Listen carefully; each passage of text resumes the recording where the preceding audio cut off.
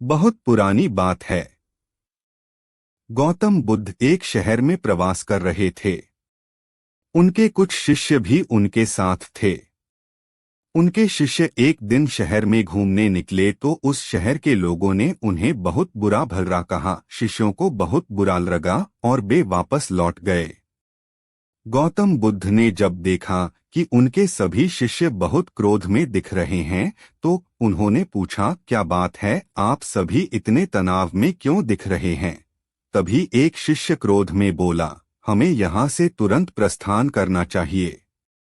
जब हम बाहर शहर में घूमने गए तो यहाँ के लोगों ने बिना वजह हमें बहुत बुरा भला कहा। जहाँ हमारा सम्मान न हो वहाँ हमें एक पल भी नहीं रहना चाहिए।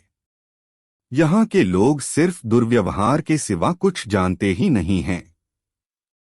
गौतम बुद्ध ने मुस्कुराकर कहा, क्या किसी और जगह पर तुम सद्व्यवहार की अपेक्षा रखते हो? दूसरा शिष्य बोला, इस शहर से तो भले लोग ही होंगे। तब गौतम बुद्ध बोले, किसी जगह को सिर्फ इसलिए छोड़ देना गलत होगा कि वहाँ के लोग दुर्व्यवहार करते हैं। हम तो संत हैं। हमें तो कुछ ऐसा करना चाहिए कि जिस स्थान पर भी जाएं, उस स्थान को तब तक न छोड़े जब तक अपनी अच्छाइयों से वहां के लोगों को सुधार न दें। हम जिस भी स्थान पर जाएं वहां के लोगों का कुछ न कुछ भला करके ही वापस लौटें। हमारे अच्छे व्यवहार के बाद वह कब तक बुरा व्यवहार करेंगे? आखिर में उन्हें सुधरना ही होगा। वास्तविकता में संतों का कार्य तो ऐसे लोगों को सुधारना ही होता है।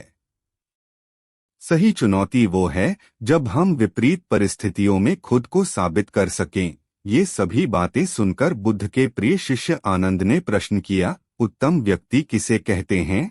इस पर बुद्ध ने जवाब दिया, जिस प्रकार युद्ध में बढ़ता हुआ हाथी चारों तरफ के तीर सहते हुए भी आगे बढ़ता जाता है, ठीक उसी तरह उत्तम व्यक्ति भी दूसरों के अपशब्दों को सहते हुए अपना कार्य करता रहता है।